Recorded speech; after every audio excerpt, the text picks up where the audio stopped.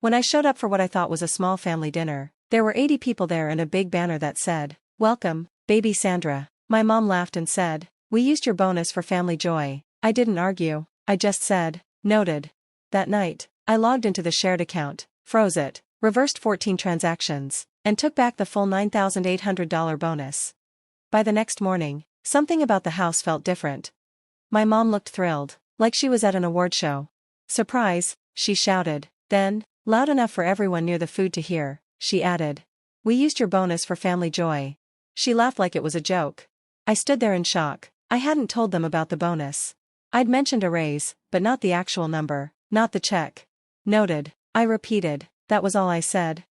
No one noticed how flat my voice was, they were too busy partying in pastel clothes. Sandra, my sister, wore white lace like she was royalty.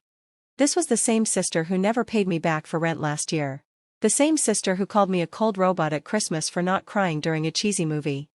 That night, once the guests left and the balloon arch started to fall apart, I sat down and took back my money, quietly. No yelling, no tears. I just froze the accounts, reversed 14 charges, and pulled the $9,800 from the shared savings we stupidly opened together last year. It had my name on it too. So legally, it wasn't stealing, it was just setting things right. I wasn't trying to hurt anyone, I just wanted peace, not revenge, just honesty and boundaries. By morning, the house looked different. Not just because of the trash bags by the door. There was a sticky note on the door to my old room. It was in my mom's handwriting. "Please don't overreact. We did it for Sandra. She's family. She needs this." I left the note where it was, grabbed my laptop, sat on the guest bed, and opened the folder I'd sworn never to use. It was called Receipts. If they wanted to talk about family joy, I was going to show them what it had really cost. I didn't speak to them for 5 days after that so-called dinner. No calls, no texts, just me and the Google sheet where I tracked every dollar I'd given them since 2021.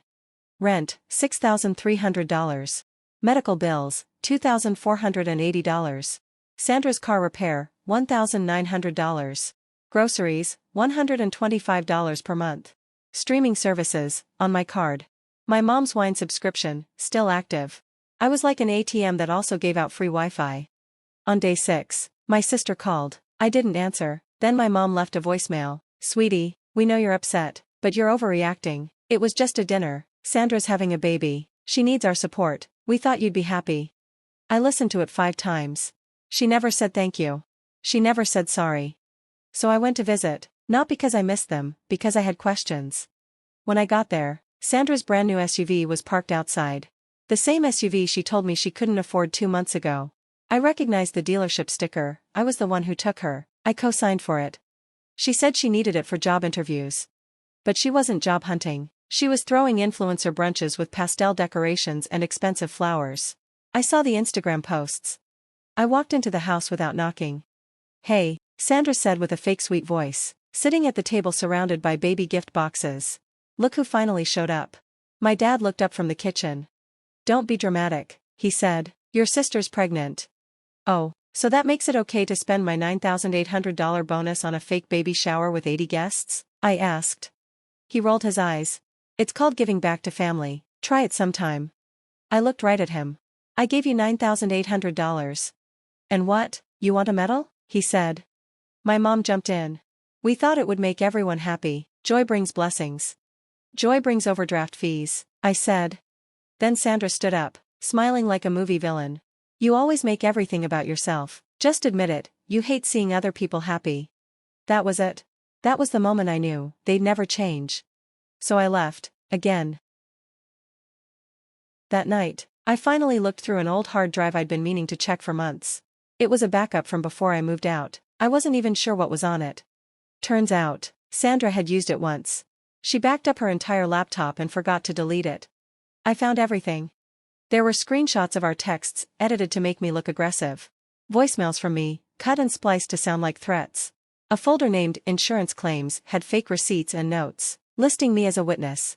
Another folder called Bonuses had a photo of a whiteboard. It said, "If we say he gifted it, it's legally clean." I printed all of it and made a folder called Family Ledger. The next morning, I got a text from my dad. "Sandra said you were going through old files. Let it go. Don't do something you'll regret." I replied, "Too late. Should have thought about that before the Shrimp Tower." Then things got worse. I checked my credit report. There were 3 new credit checks, all from banks near their home. My mom had tried to open a credit card using my name and social security number. I saw the scanned application. I recognized her handwriting. She even tried to copy my signature, but it looked nothing like mine. I posted the proof in the family group chat. Screenshots, dates, and file paths. Then I wrote, "You have 48 hours to explain." Then I hit send. My aunt left the group. Sandra replied, "This is harassment." My dad just sent a thumbs up emoji. My mom said, "You are tearing this family apart." 47 hours later, my bank called. They had stopped a $4,500 wire transfer. It was sent to something called the Harris Family Trust.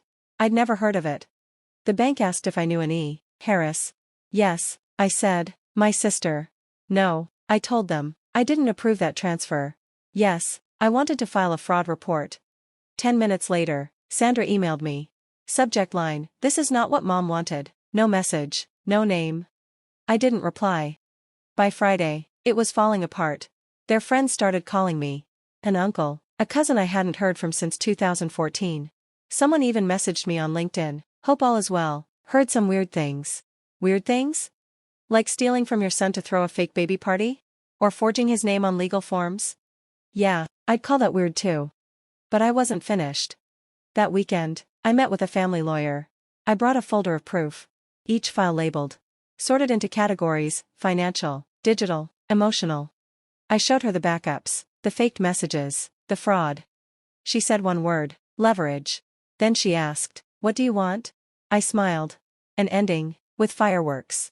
On Friday morning, I got a text from my dad. No greeting, just, "Let's talk, man to man, workshop, 7 p.m. He meant the actual shed behind their house. The one with the old toolbox, the broken light, and the dusty sign that said, "Work hard or shut up." I didn't reply, I just showed up. He was already there, sitting on a folding chair, holding a beer, a cigarette behind his ear. He smiled like we were watching a game together. "So," he said, "you finally here to drop the drama?" "No," I said, "I'm here to see if you still have the nerve to talk to me." He laughed and took a sip. "Come on, don't be like that. Look, Sandra's pregnant. You want her dealing with this mess while having a kid?" I said nothing. He kept going. "You and me, we're men. We don't need lawyers or screenshots. We solve things quietly." Then he got to the real reason. "Take back the fraud claim, stop the noise, and maybe, we go back to normal. You good with that?" I pulled my tablet from my bag and set it on the workbench. "No, but I think you should hear something." I pressed play. "He won't even notice. He's soft, predictable. Give him a guilt trip and he'll hand over the whole thing." It was his voice, from a call with my mom. I had cleaned the audio, cut out the silence, kept the parts that mattered. He froze. "That's out of context." "Sure," I said, "here's the rest." I swiped again. Showed him a scan of a loan application, with my name, his handwriting, and his fake signature. Then a browser log, IP address, time, session history. And then, I opened the next file. Sandra posted an Instagram story. She held a brand new iPad. The caption said, "Bought it with my silent investor's guilt bonus."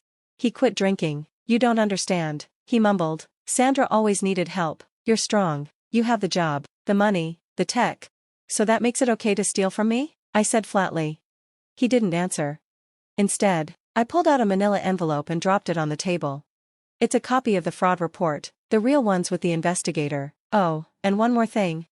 The door opened behind us. Jake walked in. Sandra's ex, the one she said was abusive and dangerous. I used to believe her. "Hey, Jack," Jake said, "thought you'd want to hear a few things." He held a folder and began talking. He told Jack everything, the fake pregnancy scare, the threats, how Sandra blackmailed him for money, and the documents where she wrote out plans to ruin him if he ever left her. "She told me your son was weak," Jake said, "but turns out, he's the only one in the family with a backbone." Jake opened his folder. It was full of proof, emails, screenshots, recordings. One audio clip played out loud. Sandra's voice, "He doesn't know. I used his name on the papers. He'll never figure it out. He trusts me." My father turned pale and backed into the wall. I didn't know," he said softly. "No," I replied, "you didn't want to know." Then I leaned in close and looked him in the eye. "You lost me, not this week, not this month, forever." I walked out. As I stepped outside into the cool air, I heard Jake say one last thing to Jack. "By the way, If any of you come after me again, I go public. The next morning, something was different about the house. There was a bright orange notice stapled to the front door. Sale of shared interest pending legal resolution. By noon, Sandra had called me 23 times. My mom sent 3 crying voice messages. My dad just sent one text. "You're making a mistake you can't undo." I didn't answer. Instead, I uploaded a folder called Family Transparency Initiative. No drama, no hashtags, just evidence. Inside, PDFs, screenshots, audio files, proof of the loan in my name, Sandra bragging, the $9,800 baby shower she charged to my bonus, a timeline of every lie, every dollar, every public insult, and a letter confirming I had sold my 50% of the house to a legal firm.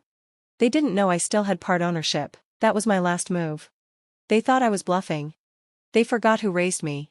The fallout started fast. A neighbor posted a picture of the notice online. "Harris house in trouble." Another replied. Finally, someone stood up to them. That afternoon, a local news blog emailed me. They saw the documents. They asked for a quote. I gave them just one line. "Sometimes you have to burn the legacy to escape the inheritance." They used it as the headline. That night, my mom posted a long rant on Facebook, 7 paragraphs. She called me ungrateful and a traitor. She added a photo of me from 2009, awkward and young. The caption said, "I raised this boy and this is how he thanks me." It got 14 likes, mostly from relatives I haven't spoken to in years. Teresa commented, "Sending prayers, stay strong."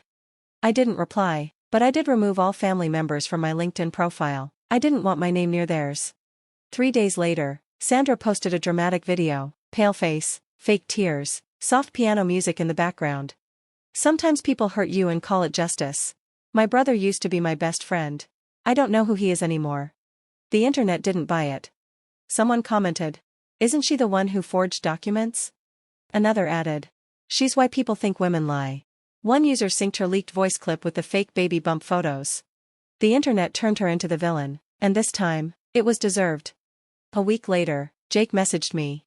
She texted me, said she's pregnant again, probably fake. I blocked her. "You did the right thing, Mun. Wish I had your spine." I didn't feel like I'd won. I just felt clear. And that's a different kind of peace. Then, my father finally responded. He didn't call or text. He sent a letter, no return address, just typed words. "You think you've won? You haven't. Men like you always come back when silence gets too loud. You'll crawl back. They always crawl back. The man who made you." I laughed when I read it. He didn't make me. He tried to break me. What shaped me was the silence, the pretending, the years of staying quiet while they took everything and called it love. He didn't make me. He showed me what not to become. Then the law firm that now owned my half of the house sent the rest of the family a letter. Buy out the interest or move out in 90 days. Turns out, having a silent partner isn't so convenient. I forwarded the letter to Sandra with a message. "You threw a $10,000 party, let's see how you handle property taxes." She replied with one emoji. I didn't block her. I didn't care enough to. That weekend, I posted one last photo online, no caption. Just a picture of the new sign outside my building, next to the door of my new downstairs office. Burn Ledger, Personal Strategy and Digital Forensics. That's the name I chose. Because if they ever try again, I'll be ready. And if someone else feels the way I once did, I'll help them fight back.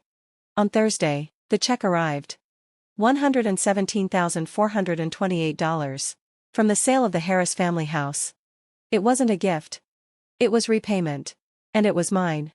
It took months, interviews, court, audits. But justice doesn't need to be loud. It just needs to be final. The judge gave the ruling in under 5 minutes. The defendant forged documents using the plaintiff's name to gain money, full repayment ordered, plus penalty, plus legal fees. My father didn't even show up. He sent a note. "This is a witch hunt, I won't take part." Sandra sat in the courtroom, silent, no tears, just defeat. My mom watched, like she was waiting for someone to stop it. No one did. The next day, a for sale sign appeared in front of the house. A week later, it had new owners. They ripped out the flower bed, tore down the mailbox, painted the shutters black. It didn't look like a family home anymore. It looked like something being erased. That afternoon, my lawyer called. "They transferred the money. If they try to contact you, let me know." I thanked her. She said, "I've handled cases like this before, but never one where the sun stayed this calm." I didn't say anything. There was nothing left to clean up. That evening, I sat on the floor of my new office. Quiet, clean, fresh hardwood. The company sign had arrived that day. I opened the box slowly, carefully, and smiled. Burn ledger, strategic recovery and risk defense. Never again means never again. I wasn't looking for revenge. I just wanted peace. I hung the sign on my door myself, drilled the holes, screwed it in. No one helped. That's how it had always been, me, doing things alone. A week later, a letter came to the old P.O. box. The envelope was torn, the handwriting messy. It said, "You've made your point, we've lost the house, Sandra's struggling, your mother's sick. If any part of you still believes in family, please call." I put the letter back in the envelope, taped it shut, and ran it through the shredder. That same day, I went to a credit union and closed the last joint account I still had with any of them. The banker asked, "Are you sure? Once it's closed, that's it." I nodded. "Exactly." She slid a folder toward me, "Final account closure." I signed the form without hesitation and handed her a note I had already written. "Please let all cardholders know the account is closed. Any future charges will be declined." The next morning, Sandra tried to use the card, $112.99 at a baby boutique. It was denied. She tried again. Denied again. Then she texted me, "I'll pay you. I'll give everything back if you stop this." I replied with a number, $1,942.16. "That's your debt." She never answered. They didn't pay me everything, the court took care of the penalty. But I wasn't after the money. The real win was the silence. No more calls at midnight. No more fake apologies or family emergencies. No more being the person they turned to only when they needed something. They tried to use our bloodline against me. But I let go of the part of me that still needed them. That Friday, I changed my phone number. Only 3 people got the new one. The old number still works, it's still on the Netflix account my mom forgot to cancel. Let it stay there. Let her see the message. This profile is no longer available. The last thing I did? I donated $2,000 from the settlement to a legal aid fund that helps adults abused by their families financially. I didn't post about it. I didn't tell anyone. I just clicked submit and let it go. Then I stepped onto my balcony with a cup of black coffee, in complete silence. For the first time in years, my mind wasn't racing. I wasn't planning. I wasn't apologizing. I wasn't keeping score. Just breathing. Some stories end with forgiveness. Mine ended with truth. I'm not ashamed they used me. But I would have been ashamed if I had stayed. They said I turned my back on family. I say I finally set myself free. They called it betrayal. I call it peace. They thought I'd come back. But I didn't. I cashed the check, changed the locks, and never looked back.